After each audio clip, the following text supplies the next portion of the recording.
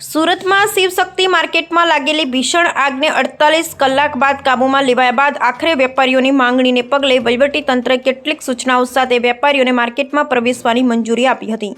સુરતમાં શિવશક્તિ માર્કેટમાં લાગેલી ભીષણ આગને 48 કલાક બાદ કાબૂમાં લેવાયા બાદ આખરે વેપારીની માંગણીને લઈ અને વહીવટીતંત્રે કેટલીક સૂચનાઓ સાથે વેપારીઓને માર્કેટમાં પ્રવેશવાની મંજૂરી આપી હતી અને મોટી સંખ્યામાં વેપારીઓ માર્કેટની બહાર પહોંચી ગયા હતા। આવી સ્થિતિમાં પોલીસ માટે સ્થિતિ સાંભળવી મુશ્કેલ બની હતી, પરંતુ સૂચનાના પગલે પોલીસે 5 વેપારીઓને અંદર પ્રવેશવા દીધા। પછી વેપારીઓ અંદર આવવા લાગ્યા અને દુકાનોમાંથી કોમ્પ્યુટર સહિતની કિંમતી ચીજવસ્તુઓ બહાર કાઢતા જોવા મળ્યા।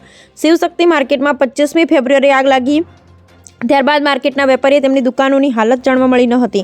લગભગ 48 કલાકની જહેમત બાદ આગ પર કાબૂ મેળવ્યો। અકસ્માતમાં માર્કેટની મોટાભાગની દુકાનો બળી ખાખ થઈ જવાની સંભાવના છે, જો કે વહીવટીતંત્ર દ્વારા માર્કેટને સીલ કરી દેવામાં આવ્યું અને કોઈને અંદર જવા દેવામાં આવ્યા ન હતા। બીજી તરફ આગની ઘટનાથી તબાહી મચી ગયેલા વેપારીએ બજારમાં પ્રવેશવા દેવાની સતત માંગ કરી રહ્યા હતા। દરમિયાન જ્યારે કેન્દ્રીય જલશક્તિ મંત્રી CR પાટીલે સાંજે બજારનું નિરીક્ષણ કરવા આવ્યા ત્યારે વેપારીઓ તેમને અપીલ કરી।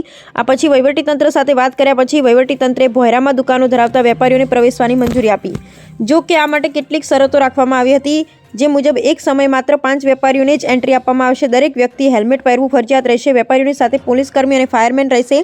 દુકાનમાંથી માત્ર કમ્પ્યુટર અને જરૂરી વસ્તુઓ જ દૂર કરવાની રહેશે। આ શરતો સાથે સાંજે 5 વેપારીઓની બેન્ચમાં વેપારીઓની એન્ટ્રી શરૂ કરવામાં આવી હતી। Bureau report, Sunil Ganjewala, Surat.